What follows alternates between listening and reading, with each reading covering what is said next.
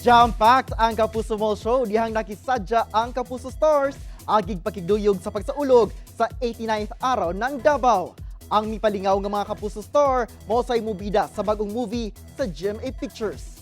Atong silipon pinaagi ni report. Star-studded ang Kapuso Mall Show sa Davao City Domingo sa hapon.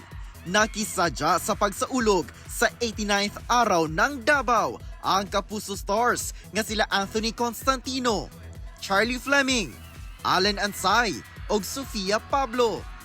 Gipakilig og todo sa TDH o Tall, Dark and Handsome nga si Anthony ang Davaoenyo fans.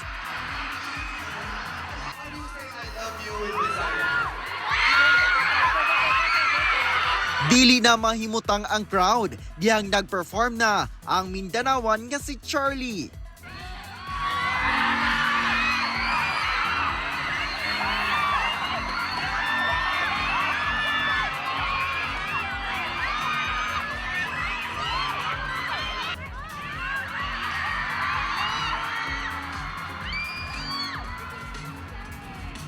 Misamot kabibo diyang nag-perform na si Allen.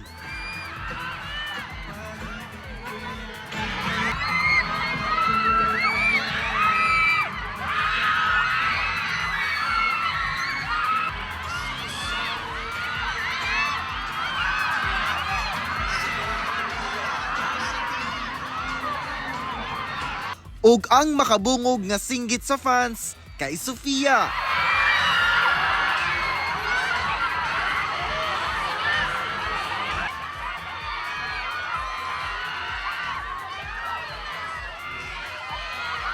First time daw nila mag-mall show sa Davao City ug tuon man worth it kaayo ang ilang pagbisita tungod sa init nga suporta sa mga Davaoenyo. Grabe naman, the Davaoenyo people really brought the energy. Ang daming tao and I just want to thank you guys for all the love and support. I really had a lot of fun out there. Grabe, murag ang love ninyo naghatag sa ako kay wala ginagbago. Kung unsa to ang kainit sa una murag, sabi ko kabalo ko na times 2. Ang ganda ng performance kasi nakikita namin na yung mga Davaoenyos talaga sobrang na-enjoy nila habang nagpe-perform kami.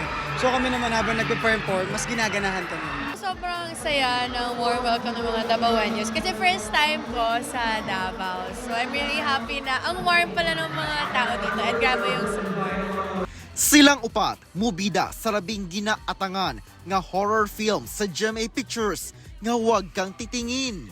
My character here, she's actually quite the opposite of me. If you guys know me as a Yapatron, my character here, she's kind of quiet, she's kind of mysterious. Ako po si Mix sa Huwag Kang Titingin. It's gonna be a summer horror film, guys. It's gonna be released April 15th.